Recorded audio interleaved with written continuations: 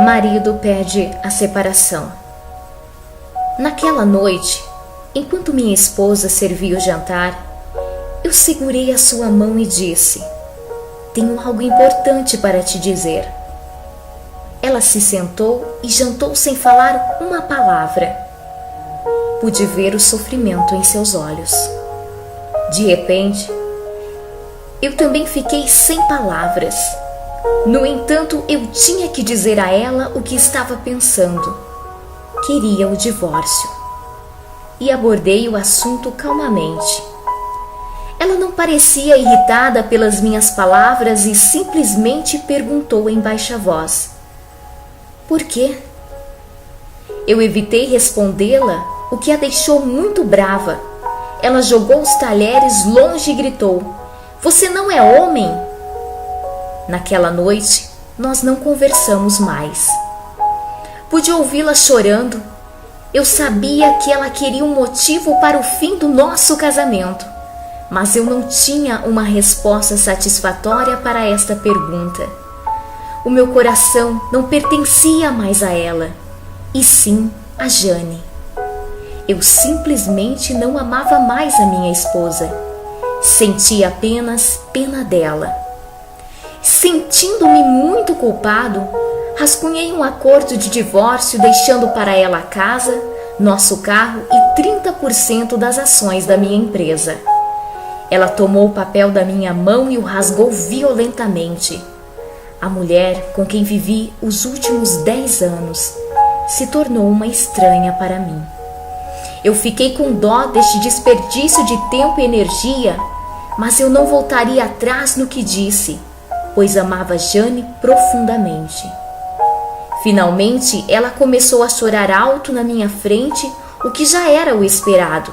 Eu me senti libertado enquanto ela chorava. A minha obsessão por divórcio nos últimos dias finalmente se materializava e o fim estava muito mais perto agora. No dia seguinte, eu cheguei em casa tarde e a encontrei sentada à mesa escrevendo.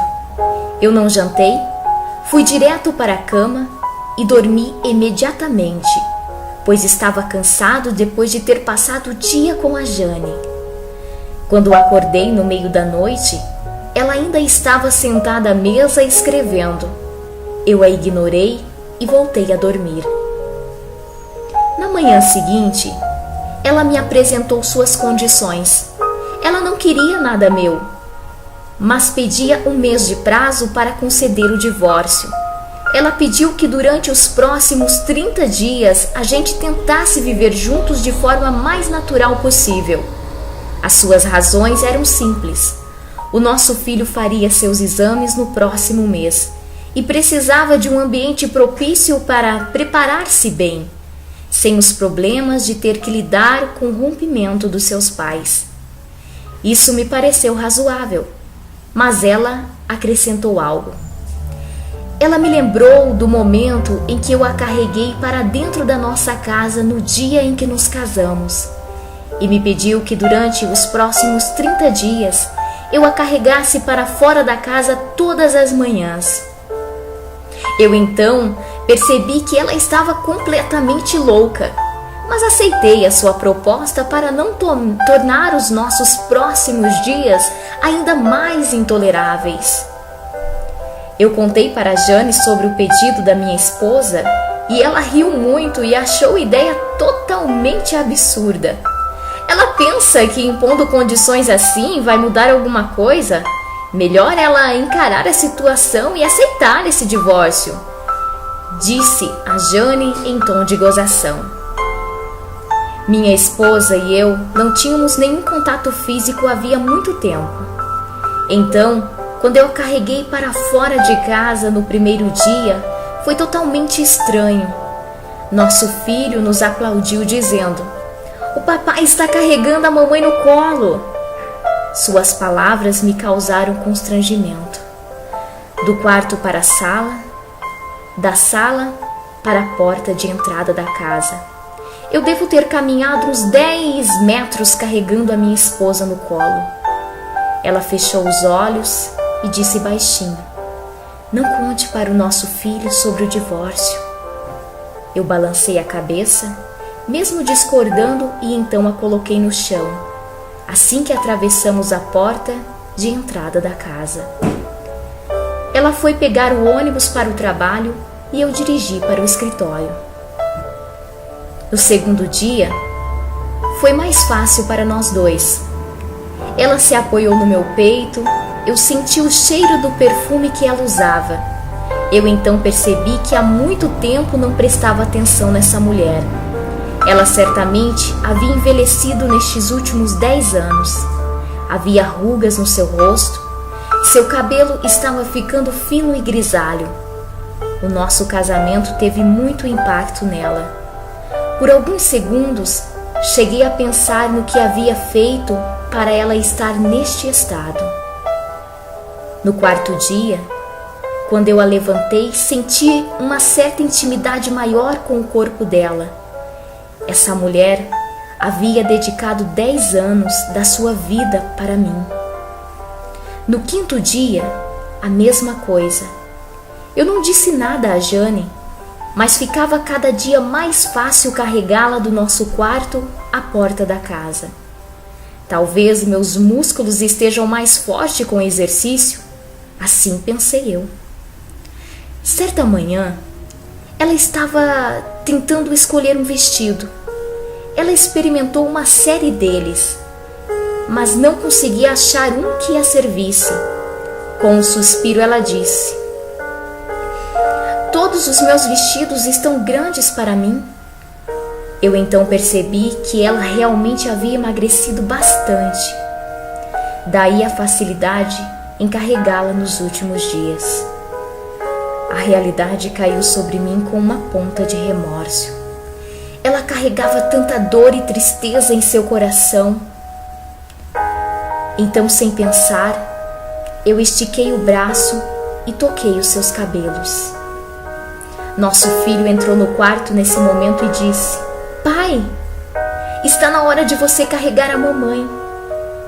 Para ele, ver o seu pai carregando sua mãe todas as manhãs tornou-se parte de uma rotina da nossa casa. Minha esposa abraçou o nosso filho e o segurou em seus braços por alguns longos segundos. Eu tive que sair de perto, temendo mudar de ideia agora que estava tão perto do meu objetivo. Em seguida, eu a carreguei em meus braços, do quarto para a sala, da sala para a porta de entrada da casa. Sua mão repousava em meu pescoço. Eu a segurei firme contra o meu corpo. Lembrei-me do dia do nosso casamento. Mas o seu corpo tão magro me deixou triste. No último dia, quando eu a segurei em meus braços, por algum motivo não conseguia mover as minhas pernas. Nosso filho já havia ido para a escola e eu me vi pronunciando estas palavras.